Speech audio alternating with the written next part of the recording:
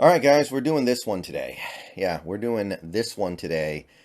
Not really what I had planned, not really what I want to be doing, but there's a decent number of Seahawks fans out there that can't stop talking about this guy, so I want to revisit this whole thing for one video, and then I'll be done with it because, quite frankly, this guy that I'm going to talk about in this video is not on this team.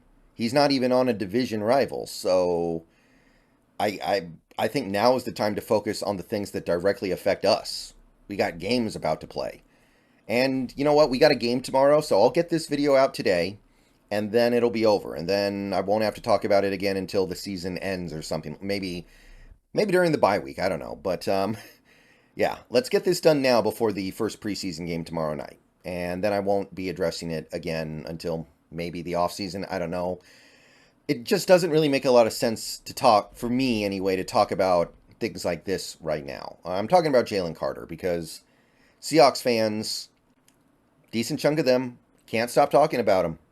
I see it in my comments. I can't go a day without getting a comment about Jalen Carter. I see it in Discord. I see it on Facebook. I see it on X. If I was on Threads, I'd probably see it there. If I was on Reddit, I'd probably see it there.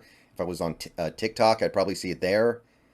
If I was on Instagram, I'd probably see it there. Jalen Carter, Seahawks fans just can't stop talking about him. And every time they do, also, it's not just the initial thing that somebody says, it's also the 58 replies to those comments that come after the initial comment in reply to that comment. And then you have the replies to the replies. It just goes on and on. So let's talk about this for a little bit. And I need to explain to some people out there exactly what this whole thing is about. I want to really kind of get people to understand this whole process because I feel like there's some people who are kind of missing the way this is supposed to work as a fan of a football team or any sports team. So, short version is Jalen Carter has gotten good reviews from Eagles training camp so far. He's looked athletic, powerful, explosive, etc. at Eagles training camp so far. And when that happened, when those reports came out, there were some Seahawks fans who they'd kind of left the Jalen Carter stuff alone for a little while, but they came out and were like, "Oh man," they were moping and moaning about the fact that we didn't get him. Personally, I'm not a big fan. I mean, it's like the Bible, right? Thou shalt not covet your neighbor's wife. Thou shalt not covet another team's rookie. Same thing. That's kind of how I feel about it. It doesn't make any sense to me to do this now. Why are we doing this now when neither player's played a game? At the end of the year, when they played a season, then okay, yeah, I kind of get it. And then as the years go by, 2 years, 3 years, 4 years, you revisit it, and at a certain point you go, wow, man, we really screwed that up. That was terrible. Our front office let us down. Get these guys out of here because they messed up big time. I get it then, but I don't really get why we're doing this now. But some people want to do it now, so I'm not really going to talk about Jalen Carter individually as like what he does on a football field because I think we all know. But here's what I want to ask because vast majority of people know what he can do on a football field and I don't even really need to talk about that part of it. What I need to talk about is, well, it's a simple question. Why did the Seahawks pass on Jalen Carter? I asked that question, and I think that everybody immediately knows, but some people want to pretend like they don't. I say that to say that I seriously doubt the Seahawks passed on Jalen Carter because they thought he was bad at football. Pretty much everybody who follows college football, watches college players, and evaluates stuff for the NFL draft agrees that Jalen Carter is a phenomenal prospect. I know that there's a very small minority of people who thought he was overrated and not that good. There are definitely some people out there who viewed him as not a franchise defensive lineman because he didn't put up big sack numbers. I know they exist, but they're a very small minority. The reality is, I think every team in the league was aware how good Jalen Carter was on the football field. So, this is not a situation where the Seahawks pass on Jalen Carter and then they read this article from Eagles camp and then they go, oh no, we thought Jalen Carter was bad at football. He's actually good at football. We messed up. That's terrible. We thought he was bad. No, we knew he was good, and we passed up on him anyway. Same for every other team that passed up on him. So this should not, I don't understand why this is surprising people. I don't know why this is changing people's minds. Are you surprised that he looks good in training camp? You probably shouldn't be. If you thought he was good before, why would you be surprised that he looks good now? The reason why the Seahawks passed on Jalen Carter had very little, I have to believe, to do with what he was doing on a football field. It has to do with those character concerns. And here's the thing I really want to stress on in this video to start. Whatever you think of those character concerns, whatever you think about how they affect him as a prospect, they exist. Objectively and truthfully, they exist. They are present and they are there. This is not a situation where the character concerns stemmed from him making a comment out of context and the media ran with it and blew it up and then got everybody thinking he's a bad guy. Is the media capable of doing that? Absolutely. But that's not what happened with Jalen Carter. Jalen Carter, you want to blame the media. The media did not put him in a drag race. The media did not make him blow his pro day. The media did not make him gain 10 pounds in a week and a half. The media did not make the Georgia coaches write letters about how much they didn't like coaching him and how happy they are that he's out of Georgia now. Like, those things, the media doesn't really have anything to do with that. Yes, the media may have at one point exaggerated his role in the death of his teammate. Maybe they did that a little bit. Maybe they were a little overzealous reporting about how serious Jalen Carter's role was in that whole thing. But the media is not putting him in that race. The media is not putting him in a pro day looking like complete garbage, where if he showed up as a walk-on to Georgia and performed the way he did at his pro day, they wouldn't even give him a scholarship. So these things, individually, they may not matter so much. Put them all together, they do matter. This is not like, and okay, I'm not saying that guys like T.O. and Randy Moss are Boy Scouts. They're not model citizens, but you look at those guys. The media did have a lot to do with the way those guys were painted. The media did have a lot to do with a lot of people thinking those were bad guys. They weren't bad guys. They just really wanted to win and didn't completely understand how to channel that energy in a positive way. So media would take some things out of context. The media would run with things that weren't entirely fair. And those guys got painted in a way that wasn't really truthful to what kind of guys they actually were. But that's not the case with Jalen Carter. This is more like a Pac-Man Jones situation. Pac-Man Jones, the media wasn't really doing anything dirty with him. They were just kind of portraying him as he was. And he was the one putting himself in those bad situations. So that's the thing that I really want to hammer here. Whatever you think of the character concerns, they exist. They are there. And it seems to me, from the comments that I get concerning Jalen Carter, some of these people who really, really wanted him are acting like the character concerns don't exist. Because here's the thing. Wherever Jalen Carter goes from here on out, he could become Aaron Donald. He could become Warren Sapp. He could become Albert Haynesworth. He could become Vernon Golston. He could become somewhere in between all of that. Whatever he becomes, in this moment, the character concerns are real. And they affect things. They have to affect things. In this moment, they matter. They may not matter in 4 or 5 years, but right now they matter. It's like when you're in love. When you're in love, you may not be in love for good reasons. It may not make sense for you to be in love. You might fall in love with a girl when you see her for 2 seconds, and you might just be in love with her. That doesn't make any sense. You don't know anything about her. You don't know if your personalities mesh. It's, Romeo and Juliet type stuff. It doesn't matter. It doesn't change the fact that in that moment you think you're in love. And however this plays out, Romeo and Juliet could have gotten divorced a week after they got married if they didn't both die. Spoiler alert, by the way. But it doesn't change the fact that in that moment when they first met, they were in love. And whatever Jalen Carter does from here on out doesn't change the fact that the character concerns matter right now. And you look at character concerns throughout NFL history. People keep talking about Randy Moss, Warren Sapp, Cam Newton. Worked out for those guys. I'm not seeing a lot of people talk about the times it didn't work out. Lawrence Phillips. I think Lawrence Phillips is still in prison. Number 6 overall pick, by the way. Johnny Manziel. Justin Blackman.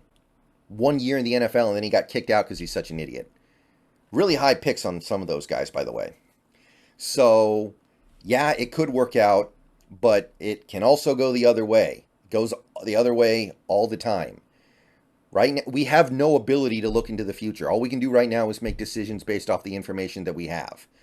And the information that we have tells us that the character concerns matter. They may not manifest itself into anything meaningful, but right now, it matters. So that's the character stuff. That is why we passed on Jalen Carter. That's why I didn't really care when these reports came out. Jalen Carter looks good in training camp. I thought he probably would. He's a really good player. He should look good in training camp. We didn't pass on him because we didn't think he was good. Now, I think there are also some people out there who acknowledge everything I just said, but they basically say, well, we should have ignored that and picked him anyway because we needed defensive line help so bad because our defensive line is so bad, which I got to admit I find kind of hilarious that after all these years of virtually every Seahawks fan fighting to get this front office to start drafting best player available, that now all of a sudden that they finally have embraced a best player available system these last couple years. Now it's supposed to be, let's draft for need. And I understand that a lot of those people would say Jalen Carter was best player available. But guess what? When you want a best player available system, you're not always going to agree with your team's BPA board. That's something you have to be willing to live with. If you're going to root for your team to embrace a BPA drafting system, you need to be willing to live with its results. And these results do match up with an objective BPA chart. And what I mean by that is, if you go to the 2023 aggregate big board, remember, this is the aggregate. They're looking at mock drafts and big boards all over the internet and combining it together. Whatever you think of the pick, Witherspoon was 5th on the aggregate big board. We got him at 5th. We got him at number 5. We got him at 5, and the aggregate big board had him at 5. So that seems to me like we did the job pretty good, right? You might not like this player very much. I can't tell you anything about that. Although what I would say is I think it's weird that some people are trying to throw dirt on this guy when he hasn't played yet, when none of these guys have played yet. But even if you don't like the player, it is very clear from this big board, just look at this big board, that the value was there. And part of the reason why that is, by the way, is this was not a great draft. I think we can all admit that. This was not a great draft. After Bryce Young, C.J. Stroud, and Will Anderson, and I'm putting Young there because everyone had him there, even though I personally am not a big fan, but you could look at those 3 guys as your slam dunk blue chippers, guys who you can take with no concerns. I maintain that there are concerns with Bryce Young, but whatever. After that, there isn't exactly a ton that you can do that is going to make everybody feel great. Jalen Carter has the character issues. Witherspoon, I mean, he's a cornerback, right? He's a cornerback, and I think that this experience of taking Witherspoon has taught us that there are a decent chunk of Seahawks fans that will never be able to get behind drafting a cornerback this high because we have Carroll. So for some people, that's going to be DOA. Tyree Wilson probably needs to change positions in the NFL. Don't know if he'll be able to do it. Christian Gonzalez, another cornerback. Anthony Richardson, sucked in college. Bijan Robinson, he's a running back. Will Levis, with what we know now, that wouldn't have been good because he ended up falling all the way to the second round. Not good value. JSN, slot-only receiver at number 5. Very few people are going to be cool with that. Skoronski's playing left guard, a lower-valued position. Can't take Paris Johnson because we're good at tackle. Lucas Van Ness, you want to see me get mad during a draft. Just imagine if we took Lucas Van Ness at 5. It wasn't a great draft at the top after those top 3 guys. There wasn't exactly a ton you could do that was going to be this money-in-the-bank, sure thing, amazing pick.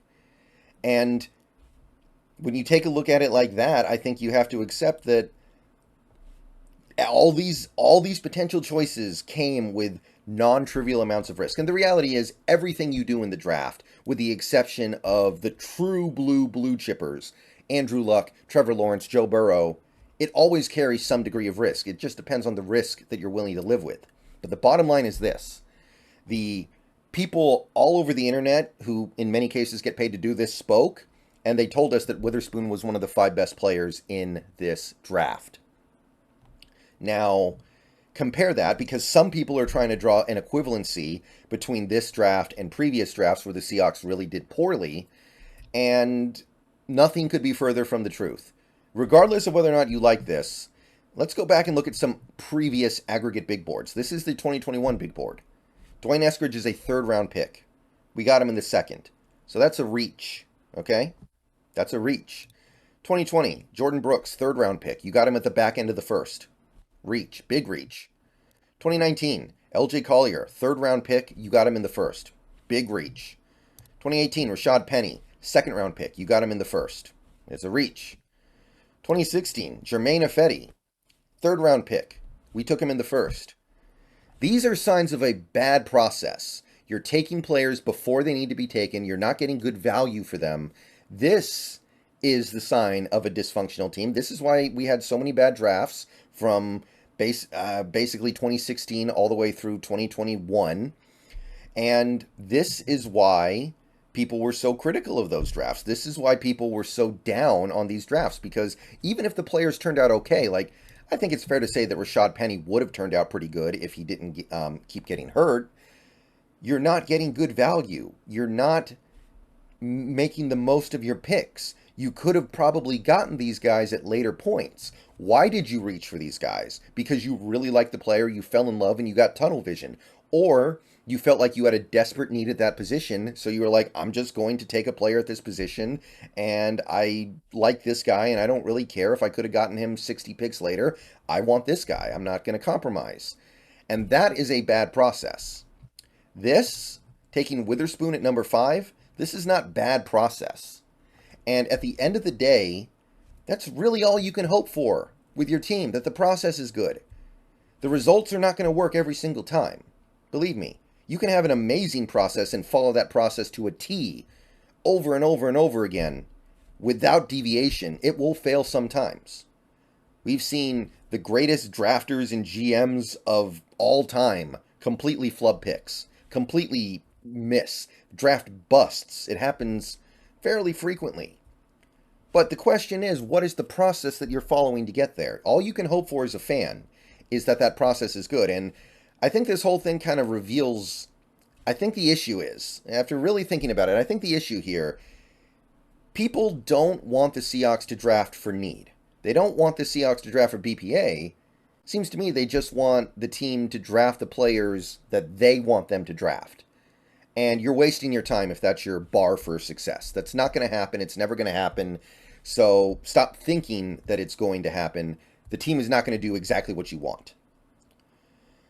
This is the best that you can hope for. A good, sound process.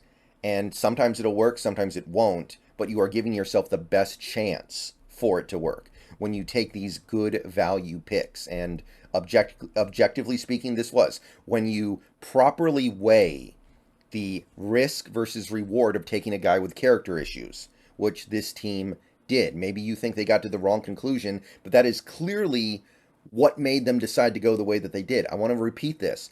Jalen Carter was in Seattle for a top 30 visit, and we decided not to draft him.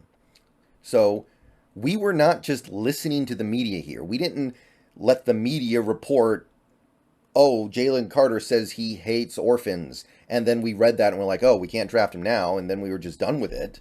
No, we actually looked into this. We actually met with him. We interviewed with him. We probably had background checks. We probably had access to a bunch of information that we as fans just never get to have.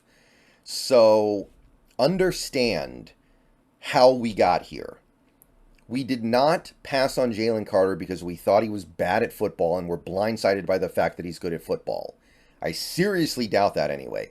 We passed on Jalen Carter because of the character concerns. And whatever you personally think of those character concerns, they exist. And by the way, while we're here, the one time in fairly recent history when we ignored character concerns to take a player with actually reasonable value, Malik McDowell, he was actually a first rounder on the aggregate big board. How did that work out? Yeah. So you could make an argument that no team in recent history has been bit harder by character concerns than the Seahawks. We spent basically a first round pick on a player who had major character concerns. We convinced ourselves to ignore them. We convinced ourselves that it would be okay. He never played a snap for us. That's about as bad as it gets. So even if you're still not buying the character concern thing, even if you're still not on board with that, you have to admit no team has earned the right to not take a player because of character concerns more than the Seahawks because of what they went through just a handful of years ago.